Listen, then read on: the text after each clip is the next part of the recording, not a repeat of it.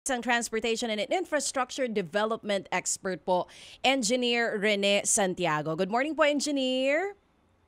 Good morning.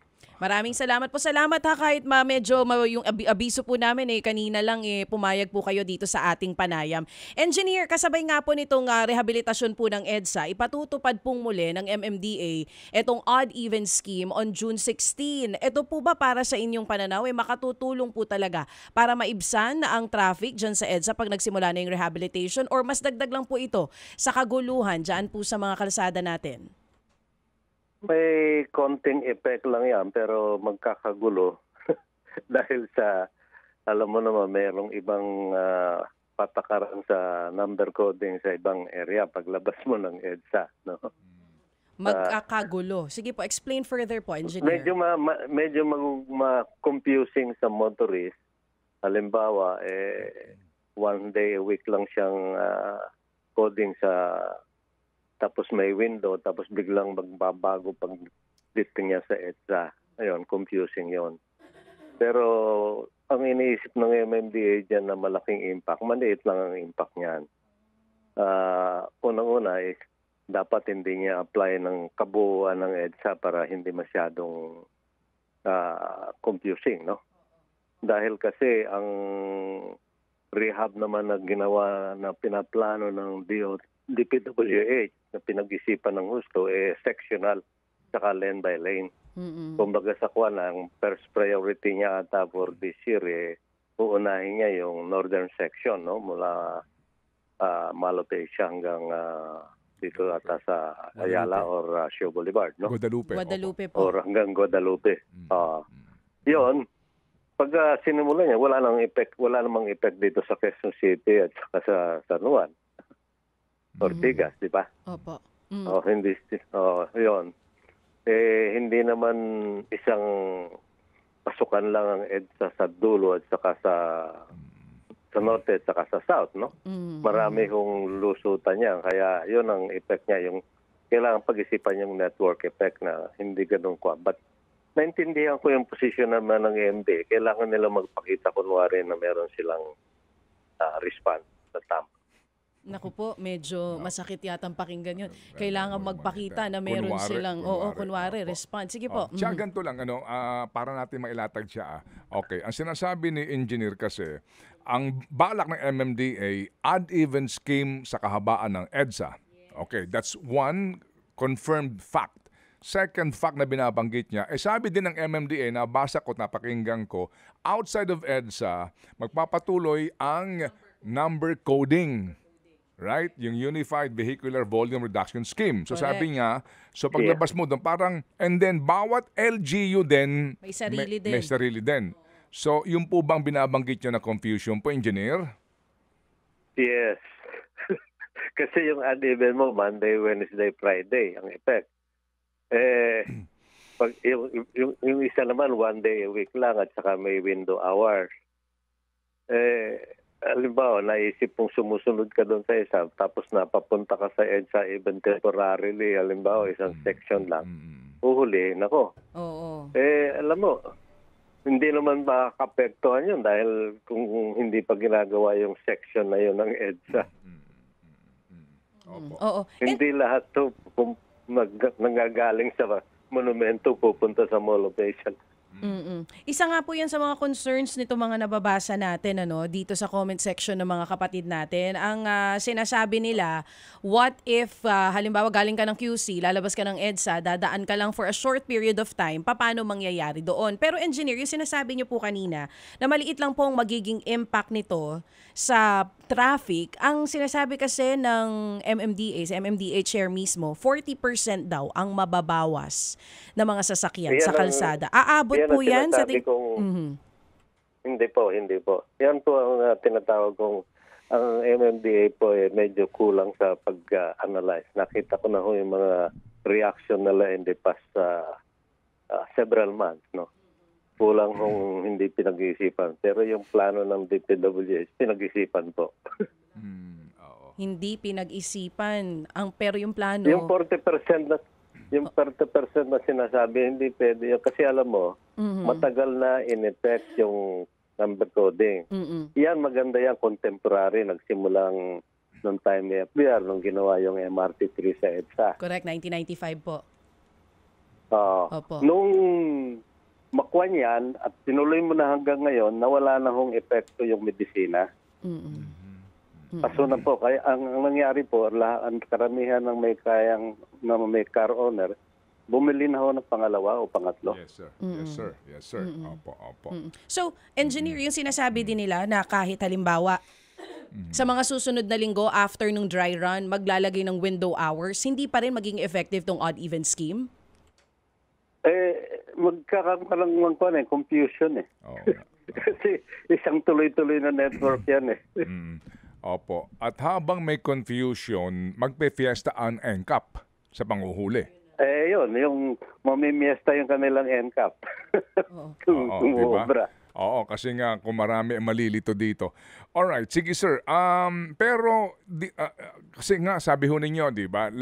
Yung pong mga can afford o kahit na hindi can afford, napilitang bumili ng auto at namili po na number ending sa plate number para nga makalusot doon sa number coding, 'di ba? Opo. Yes. Klaro naman 'yon. So yung volume ng auto hindi rin po halos nga nabawasan. Ngayon, kung sakasakali po na ito ho talaga ipatutupad rin na odd-even scheme, nung pa po naman sinasabi na baka din na naman ito magresulta ng panibagong purchase ng mga segunda manong sasakyan ng mga motorista na obligadong bumili nga ng another vehicle?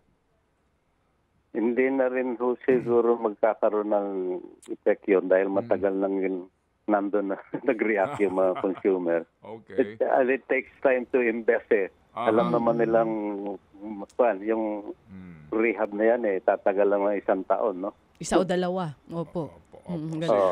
Engineer, since nabanggit na rin ni Manong Ted yung tungkol doon sa second-hand cars, dito po kasi sa odd-even scheme, exempted po yung mga electric at hybrid vehicles. Ano po ang opinion nyo dito? Sinabatas nila yan eh. Alam mo, that is a very nice privilege for the ultra-rich. Yung mga kaka-afford ng electric car. At the moment po, yung electric car, bumaba na yung presyo. Pero ika nga, mas mataas pa rin sa ordinary kotse. Pero engineer, kung ang goal ng MMDA ay mabawasan yung bilang ng mga sasakyan, madami na nga rin pong gumagamit ng hybrid or e-vehicles ngayon. Ang komento ng ilan, bakit hindi bakit exempted ang hybrid pag nagsimula na po yung EDSA rehabilitation? Nakalagay ho sa isang batas na inaprubahan ng Kongreso at pinirmahan. It's a Hindi ho malalabag ang MMDA doon. Opo, it's a provision of nasa batas itong talaga. At least ngayon malinaw. pribilehiyo. So sir ngayon, ano ang inyong suggestion? Kung kayo po tatanungin po lamang, ano po ang inyong suggestion sa adikain po ng MMDA basically po na bawasan yung volume ng gagamit ng sa EDSA? I-apply nila ng sectional lang. Habang kung saan na ginagawa kung saan na medyo nabawasan ng lane dahil ginagawa ng binungkal ng DPWH, medyo doon nila tiknaan, no? Ang pinakatingin kong medyo talagang sisikip yung buong EDSA pag ginawa po yung Guadalupe Bridge. Okay. So, sectional din po yung implementasyon ng Unified Vehicular Volume Reduction Scheme o odd-even? Same. Yung odd-even po, i-apply na lang ho nila. Sectional. Pero kailangan may mga signboard yun at least. Yung confusion malilimita. Okay. Kailangan may mga corresponding po na notisya sa publiko para klaro. Okay. Floating ho yan. Okay, sige. Sir, NCAP, anong basa niyo sa NCAP ngayon? Yung NCAP okay naman yan, technology. Kaya lang hindi ko pa alam kung i-apply nila sa lahat ng klaseng violation dahil it relies a lot on artificial intelligence, no? Na yung tao makikialam lang doon kung may nagreklamo, but they have to review all the so-called violation. May secondary screening ng mga tao ng people intervention. Opo. Pero sir, hindi ba dito kinakailangan talaga competent yung agency na magpapatupad rito? 'Di ba? I mean, yun ang challenge dito. Competent ba dito ngayon ang MMDA technologically and even I have administrative? doubts, no? Go ahead, sir. I have doubts. Pero I will give them the benefit of the doubt na matuto sila. Kasi karamihan ng ganyang technology, yung decision ng pag-alert ng violation, automatic na dun sa software, sa computer. Ang Opo. sila tawag na may pagka-artificial intelligence or pattern Opo. recognition. Yung pong administrative requirement dito, kasi yung sending of the notice of violation, yun din pong isang issue na sinasabi ho dito na hindi pa ho yata ito perfected nila. Yan ang dapat. Kung kukuha nila no contact, dapat yung sending ng violation, no contact them via email. Tapos yung bayaran ng penalty is also online. Oo, yung Meron na po. hindi nga lang pero Digital lahat. Oo, pero hindi ho naman din kagaya ko, no? Hindi naman ako Hindi papayag online doon. person. Gusto ko talaga kasi wala naman akong published email o anuman. Gusto ko padalan mo ako doon sa address ko Snail ng papel na yan na notisya. Hindi naman lahat ng Pilipino Yeah, pwede papayag yan, doon sa yeah. Oo. Yung ginagawa ng, I think, ginagawa ng Meralco yan meron pa ring letter, paper invoice, Oo. statement of account, pero nakatanggap ako ng digital invoice. Opo. Okay. Notice. Sige. Opo. Ano ho yun naman pong dito? Basa, bagamat ang balita ko dito, walang kaalam-alam ang San Miguel Corporation, mukhang pinasubo na sila. Kung ipagagamit daw yung Skyway ng libre. Yan din ang tinatawag kong, ang iniisip nila parang yung EDSA mula monumento hanggang Malupecia yung isasara o maapektuhan sectional din ang kahirapan nun magkakahirapan yung toll operating system niya. Papasok ang libre in one section. Paano mo huhulihin kung dumiretso siya doon sa dulo? Oo nga, Opo.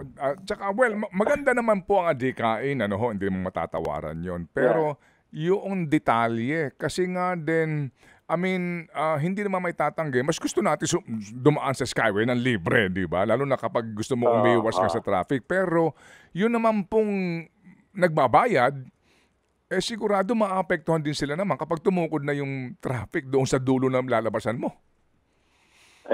Di ba may silang card, no? Tinatawag nilang cashless. No? Well, siguro karamihan naman yung cashless.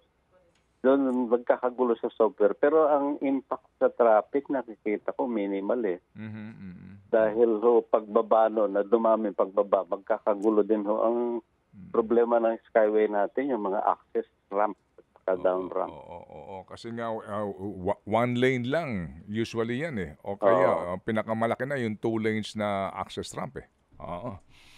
Doon ang buhol-buhol. So, anong effect nun?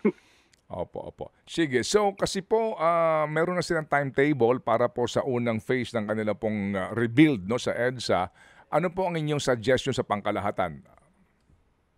Pag-aralan. Well, alam mo, kung pinakamagandang move dapat yan ng DOTR na ini-expect ko, i-deploy na nila yung nabimbi sa Dalian train. Dagdagan yung train, opo. Tapos pag gano'n, pwede na hong dumamit sa sakyan ng tao yung MRT3. Baka masanay na yung mga car users maggamit ng MRT3 kung hindi masikip, no? Yun naman daw po ang plano ng DOTR actually, magdagdag po ng bagon, no? Nasa plano ho naman nila yan. Hindi ho nila sinasabi kung ilan ang idadagdag Baka idadagdag lang yung 9 na Dalian trains na kinuha nila. Meron pang 39 na hindi nila ginagalaw. Okay, opo. Sige, so muli ka ho. May tanong ba Cha? Okay. Opo. So, kayo po, Engineer Rene, sa tingin niyo po ba, sapat na itong mga ginagawa ngayon na interventions or gagawin nilang interventions sa pagsisimula po nitong EDSA rehabilitation? Ngayon pa lang, I'm sure sumasakit na rin ang ulo nitong different government Yes. agencies natin handling this. Sapat po ba yun? Meron pa silang ibang mga interventions daw I na think gagawin? they're doing it right, raising the specter of a horrible event. Tapos hindi naman po mangyayari, kaya medyo sasabihin ng tao, hindi maganda yun. But they're doing the right step. Ang kulang lang ho niyan yung tinatawag nating daily intervention na kung sakali magkabuhol isang section, anong gagawin. Yun ho nasa balikat ng MMDA at yun ang pinaka-weakest link dyan ho sa plano. Okay, sige po. So muli kaming tatawag, Engineer, para ho kayo konsultahin dito po sa napaka-importanteng isyong ito. Salamat, Engineer. Salamat, Ted. Opo, Morning. thank you. Thank you. Engineer Rene Santiago sa kanyang kaisipan dito ho sa mga binabalak ngayon, particularly po ng MMDA at ng DOTR para po sa EDSA Rebuild.